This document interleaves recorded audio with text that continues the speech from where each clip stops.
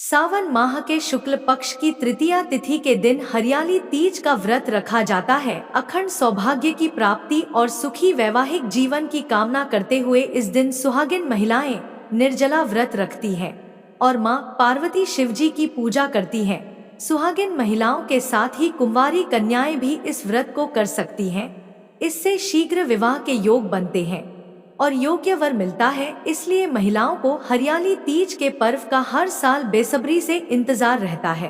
पहली बार हरियाली तीज का व्रत राजा हिमालय की पुत्री पार्वती ने रखा था। इस व्रत के प्रभाव से ही उन्हें शिवजी पति के रूप में मिले थे। नमस्ते फ्रेंड्स, स्वागत है आपका स्पिरिचुअल ज्ञान बाय मिष्टी चैनल में। दोस्तों, हरियाली तीज के दिन महिलाएं 16 श्रृंगार करती हैं, व्रत रखती हैं और मां गौरी और शंकर जी की पूजा आराधना करती हैं। महिलाएं हरियाली तीज को एक उत्सव की तरह मनाती हैं। सभी महिलाएं हरी हरी चूड़ियां, वस्त्र और लहरिया पहनती हैं। भोले शंकर जी और पार्वती के भजन गाए जाते हैं और रात्रि जागरण किया जाता है। इस दिन झूला झूलने की भी परंपरा है। हरियाली तीज की व्रत कथा। पौराणिक कथा के अनुसार माता सती का जन्म पर्वत राज हिमालय के घर पार्वती के रूप में हुआ। पार्वती जी भगवान शिव को मन ही मन अपने पति के रूप स्वीकार कर चुकी थी। जब माता पार्वती विवाह योग्य हुई तो उनके पिता हिमालय विवाह के लिए योग्य वर तलाशने लगे। एक दिन नारद मुनि हिमालय राज घर आए। हिमालय राज ने उन्हें पार्वती के विवाह की चिंता के बारे में बताया। तब नारद मुनि ने उन्हें योग्य वर के रूप में भगवान विष्णु का नाम सुझाया। हिमालय राज ने इसके लिए अपनी ओर से रजामंदी दे दी। जब माता पार्वती को इस बारे में पता चला तो वह चिंतित हो गई, क्योंकि वह पहले ही शिवजी को अपने पति रूप में स्वीकार कर चुकी थी।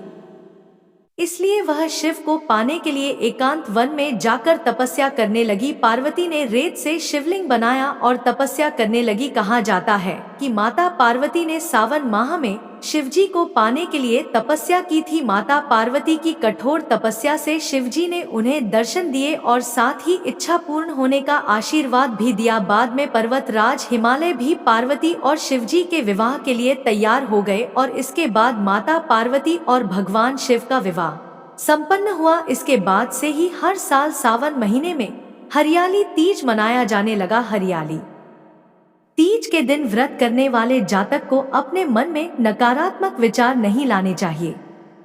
इस दिन वाद विवाद से दूर रहें और न ही बड़े बुजुर्ग का अपमान करें, वरना साधक व्रत के पूर्ण फल से वंचित रह सकते हैं।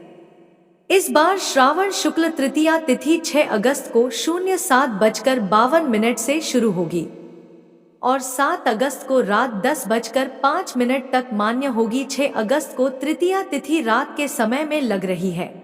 इस वजह से उस दिन तीज का व्रत नहीं रखा जाएगा। श्रावण शुक्ल तृतीया तिथि की उद्यातिथि 6 अगस्त को न होकर 7 अगस्त को है। उद्यातिथि की गणना सूर्योदय से की जाती है। श्रावण शुक्ल की तृतीया तिथि में सूर्योदय 7 अगस्त को 05:46 पर हो रहा है। इसलिए हरियाली तीज 7 अगस्त को मनाई जाएगी। इस आधार पर हरियाली तीज का व्रत 6 अगस्त को न रखकर 7 अगस्त के दिन रखा जाएगा। हरियाली तीज व्रत रखने वाली महिलाएं पूजा के समय माता गौरी को श्रृंगार की सामग्री जरूर अर्पित करें। हरियाली तीज के दिन महिलाएं भूलकर भी काले, सफेद या भूरे रंग के कपड़े ना पहने, क्योंकि इस रंग के वस्त्र पहनना अशुभ माना गया है। हिंदू मान्यता के अनुसार ये रंग शोक और दुख का प्रतीक माना जाता है। हरियाली तीज के दिन सुहागिन महिलाएं काली रंग की चूड़ियां भी न पहने। आप इस दिन हरे रंग की चूड़ियां पहन सकते हैं। ये रंग खुशियों और पति की लंबी उम्र का प्रतीक माना जाता है। हरियाली तीज का सामान भूलकर भी मंगलवार को न खरीदें। अगर गलती से फिर भी आप इस दिन खरीद लेते हैं तो मंगलवार के दिन इन चीजों का इस्तेमाल बिल्कुल भी न करें। व्रत रखने वाली महिलाएं इस दिन सोने से बचें। इस दिन आप पूरी श्रद्धा से भगवान शिव और माता पार्वती का ध्यान करें। हरियाली तीज के दिन व्रत रखने वाली महिलाएं क्रोध न करें, बल्कि इस दिन मन को शांत रखें। किसी को अपशब्द कहने से भी बचें। इस दिन केवल सात्विक खाना ही खाएं। इस बात का खास ध्यान रखें कि तीज व्रत पारण मुहूर्त से पहले ना खोलें, क्योंकि मुहूर्त से पहले या बाद में व्रत तोड़ने से उसका फल नहीं मिलता है। सुहागिन महिलाओं को उनके मायके से जो सामग्री मिलते हैं, उन्हीं सामग्री का पूजा में इस्तेमाल करें। इस दिन सकारात्मक चीजों पर ध्यान दें और अपना दिन मंत्र जाप या शुभ भजन गाते हुए बिताएं। गर्भवती महिलाएं व्रत छोड़ सकती हैं, लेकिन अगर वे व्रत रखना चाहती हैं, तो उन्हें नारियल पानी और ताज़ा जूस लेकर दिन के दौरान हाइड्रेटेड रहना चाहिए।